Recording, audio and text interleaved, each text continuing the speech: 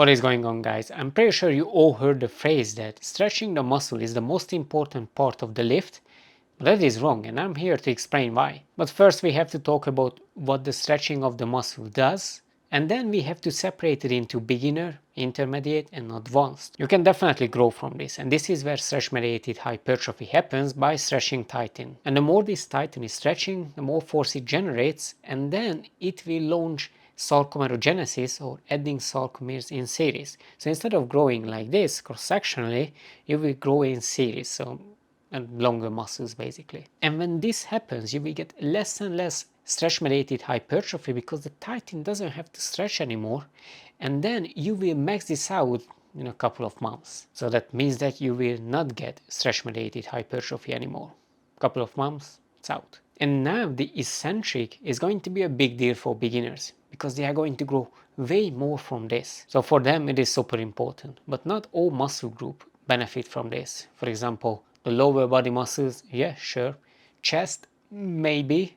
Lats, maybe. But biceps and triceps, they don't get anything from this. Now I'm not saying to throw the weight around like a maniac, but for triceps and biceps, just have a little control. It's not a big deal. And for the growth that doesn't plateau, if you want to be fancy, that's going to happen cross-sectionally.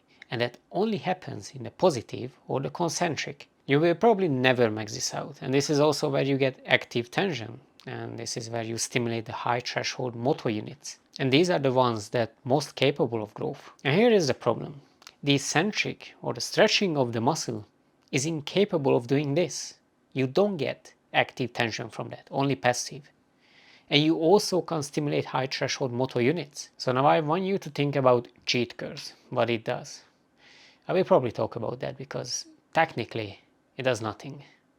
Yeah, it will hurt a lot of people. And when you are intermediate, things start to slow down. And you can spend several years not improving till you figure out the secret sauce. This is where gym bros start to experiment with intensifiers, tempo training, hybrid training, power building and so on. And I don't want to talk too much about this, but if you are focusing on hypertrophy, then your goal is clear, it's only your approach that's messy. And you will be prone to fatigue, especially at longer muscle length. And if you add the eccentric to that. I'm talking about bench press, deadlift, squats, incline curls, and so on. And this fatigue will hinder your ability to progress. And if you can't progress, you're not growing. And you will do tons of deloading, not because it's effective or because it's necessary, it's because your programming is bad. And it is not even the gym bros' fault, because all they are doing is following an outdated advice. But this outdated advice is still out there, and it also gets repeated on a daily basis. And all you have to do is focus on the concentric. And yes, the eccentric is important still, but you can easily maintain these adaptations that you got in the first few years, like 1 to 2 years, with minimal volume. But when you get advanced, things are a bit difficult. The only way for you to grow is by focusing on active tension.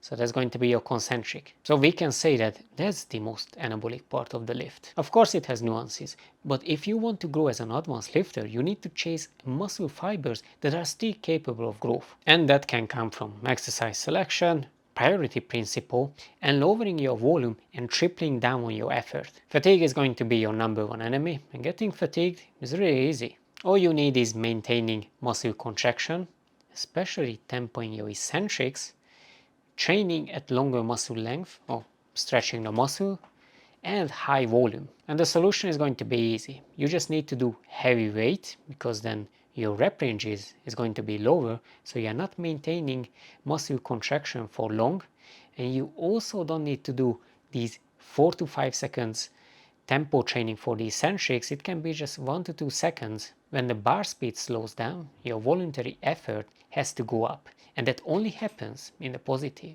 or the concentric. That's a lot of concentric and eccentric.